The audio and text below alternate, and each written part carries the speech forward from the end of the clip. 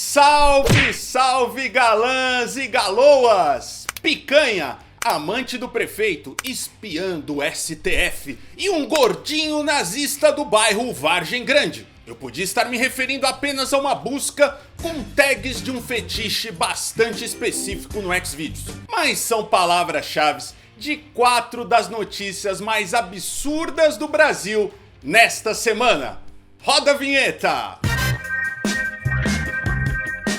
Uma dessas matérias você até já viu aqui na Galãs Feios nos últimos dias. Porém, ela teve um desdobramento esperadamente patético. O parajornalista e cigarro humano molhado Alan dos Panos, a gengiva com o maior pé direito do Brasil, voltou ao noticiário após a sua quebra de sigilo telefônico revelar que uma estagiária da terceira idade do ministro do STF, Ricardo Lewandowski, agia como informante do líder do gabinete do ódio. Tatiana Bressan, que é o nome dela, aluna de quem? De quem? Olavo de Carvalho, foi quem entrou em contato com Alan. A intenção era arranjar uma vaga no gabinete de Bia Kicis. Sério, eu não vi a troca tão errada desde que o Corinthians cedeu o craque Neto pro Palmeiras e recebeu o Ribamar em troca. Foi uma época difícil. Mas você não era nem vivo, Matias. Você torce pra quem? Ah, pro Milan. Você é italiano. Ah, vai se danar, Matias. Não, eu nem gosto mais de futebol. Ah, deixa pra lá. Bom, ninguém lembra do Ribamar, só eu que tirei licença de ser palmeirense por um tempo, mas ia muito em estádio nessa época. Nem o ex-jogador lembra de ter atuado como profissional também.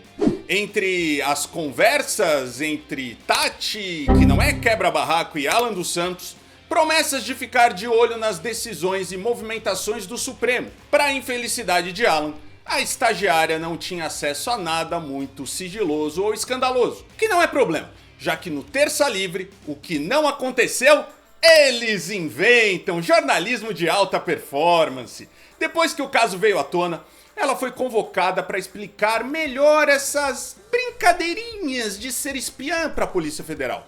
E aí, aconteceu o que sempre ocorre quando bolsonarista precisa se resolver com as autoridades. Deixa a bravata para outra ocasião e arrega. O Estadão teve acesso ao depoimento e nele a bolsominion manda o clássico: peço desculpas, caso eu tenha ofendido ou magoado alguém. E assume que admira e respeita muitas pessoas do gabinete. Eu não vou negar que, de vez em quando, eu caio em contradição e também solto algumas declarações semelhantes. Mas, geralmente, eu já tomei entre 3 e 9 taças de vinho e já passou da meia-noite. De acordo com as informações concedidas à PF, Tatiana meteu o super trunfo de que encarou como brincadeira o pedido de Alan para ser informante dele no STF. E foi além. Assumiu que, supostamente, passou a perna no Alan, pois todas as informações emitidas como sigilosas já haviam sido publicadas em veículos de comunicação. Isso eu até acredito, porque estagiário do Supremo não costuma ter acesso a nenhum material muito privilegiado mesmo, eu imagino. Mas apesar disso, as investigações sobre Tatiana continuam. E agora, a justiça quer saber se há vínculos dela com o gabinete do ódio. Talvez esteja pintando um grande personagem para a CPMI das fake news da Câmara. Vamos aguardar. Em março de 2018, o ex-presidente Lula foi até Bagé, no Rio Grande do Sul, onde realizou um comício. Mas aquele ato político ficou marcado por uma cena de violência. Jovens que acompanhavam a caravana do petista tomaram uma surra de relho de fazendeiros locais, que na minha cabeça devem ter todas aquelas aparências de consumidor compulsivo de maionese verde, como o Luiz Carlos Reich. Na época, o Divaldo Lara, do PTB, elogiou o espancamento e disse que, naquela cidade, corrupto é tratalho com relho, e que quem pagava a conta da corrupção e da cara de pau do PT eram eles, os cidadãos de bem. Se o cara se auto-intitulou como cidadão de bem, já sabe, né? Gosta tanto de família que costuma ter logo umas 2 ou 3. E não é que 3 anos depois descobriram que Divaldo não escapou dessa regra de ouro do moralista de Goela? De acordo com o MP, o atual prefeito de Bagé teria não só uma amante, como ainda empregava a mulher como funcionária fantasma. Segundo investigação do órgão, a mulher ocupou o cargo de coordenadora de posto de saúde em 2017. No entanto, não comparecia para trabalhar. Até porque extraoficialmente o trabalho dela claramente era de amante do Divaldo. Dados obtidos a partir da quebra de sigilo mostram que a mulher até esteve no local indicado em hospitais de Porto Alegre, mas em raras ocasiões, talvez para pegar o vale-transporte. Mesmo assim, recebeu regularmente a remuneração e demais vantagens para prestação de serviço.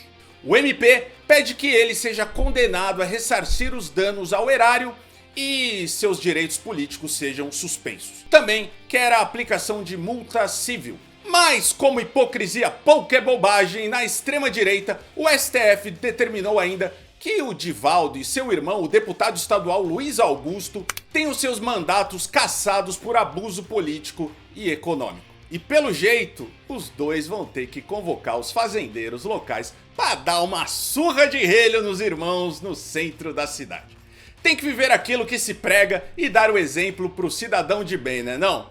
Ou só vale com petista? Gladson Acácio dos Santos, o faraó dos bitcoins, está preso por supostamente operar o maior esquema de pirâmides de bitcoin na história brasileira. Mas isso não significa que ele estava passando por algum tipo de necessidade na cela que ocupava em Bangu 1. Muito pelo contrário. Enquanto o trabalhador tem que comprar osso e carcaça de peixe, o nosso Charlinho Neopentec, empreendedor e ex-garçom, estava se alimentando apenas com picanha maturada. Nesta semana, uma inspeção na cela de Gladson descobriu não só as peças de carne, mas também 4 aparelhos celulares, nos quais ele devia continuar a brincar de operador paralelo de bolsa de valores e day trader competente para desespero do Paulo Guedes. A pergunta que não quer calar é uma só: como se realiza um churrasco dentro da cadeia sem levantar suspeita? Ou será que a extorsão exigida para o faraó não apanhar dos demais presos e carcereiros era tão intensa que construíram até uma churrasqueira com forno de pizza acoplado para o empresário alimentar bem os colegas de cela e, consequentemente, manter a paz no local? O problema é que o esquema de ganhar os demais presos pelo estômago foi descoberto e ele transferido para Jericinó, onde será monitorado por câmeras e terá que comer o rango da prisão mesmo. Ou se contentar com fondue e vinho, combinação mais discreta do que essa, não é mesmo? Em 2018, as fake news de Zap Zap espalhavam pânico sobre a esquerda ter tendências pedófilas e querer doutrinar crianças sexualmente nas escolas. Mas, até hoje, todos os casos famosos do Brasil desse crime lamentável envolveu gente que acha o Bolsonaro moderado demais. Até mesmo durante as eleições federais daquele ano, foi preso por esse crime o coronel reformado da PM, Chavarri Duarte, que eu nem preciso dizer que, sim, tem foto e vínculo com a família. E até por isso, na época, o Flávio Willy Wonka, rachadinha, desmaio, pediu para que parassem de compartilhar a imagem dele com o homem, o que gerou, obviamente, o efeito inverso, né? E agora, um fã do Adolfinho é suspeito do mesmo crime e acabou sendo preso no bairro de Vargem Grande, no Rio de Janeiro. Com o belo nome teutônico de Ailton Proença Doyle Linhares, o homem guardava em casa um pequeno museu de artigos alemães da Segunda Guerra Mundial, como fardas, fotos, medalhas do Terceiro Reich, miniaturas, bandeiras, recortes de jornal dos anos 1950, além de 9 armas, entre pistolas, revólveres e fuzis. O paspalho era tão ridículo que chegou a criar uma carteirinha com a própria foto, como se fosse integrante da SS, a organização responsável pela matança de judeus na Alemanha. Resumidamente, um cosplayer nazista do bairro de Vargem Grande. Se não tivesse fonte, eu podia acreditar que isso aí é uma fanfic de um combo caricato demais. E se você chegou até aqui, gosta do nosso trabalho da Galãs Feios, quer nos apoiar, aqui no primeiro comentário tem os links dos nossos apoios. O Apoia-se, que é o melhor dele, só tira 13%. Tem também o nosso Pix, PayPal e nossa conta corrente. Nosso Seja Membro tá aqui no YouTube. É muito importante que você colabore, porque teremos aí meses e o ano de 2022 de ataques da extrema-direita nos canais de esquerda. Vocês podem ter certeza, a gente precisa de vocês para continuar o nosso trabalho de alívio cômico para as pessoas e para tentar fazer com que esse país pare de passar vergonha no mundo inteiro. Também nos siga nas outras redes sociais, Instagram, Twitter e Facebook. E se você é um desses ainda que acredita em golpes de faraó, eu só tenho uma coisa pra te dizer: não passarão!